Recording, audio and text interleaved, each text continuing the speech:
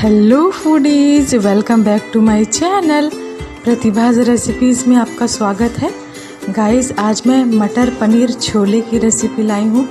मैं बहुत ही इजी तरीके से बना रही हूँ, तो फटाफट से बनाना शुरू करते हैं।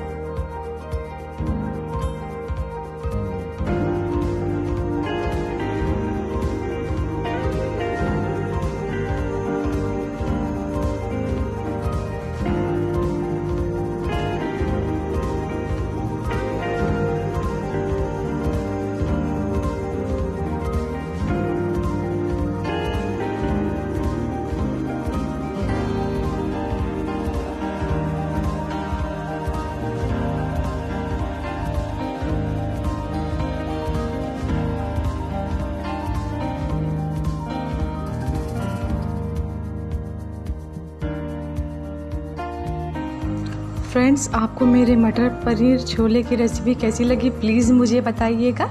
और नीचे रेड कलर का सब्सक्राइब बटन है, उसे please please please please please press कर दीजिएगा। सब्सक्रिप्शन बिल्कुल फ्री है। Thank you.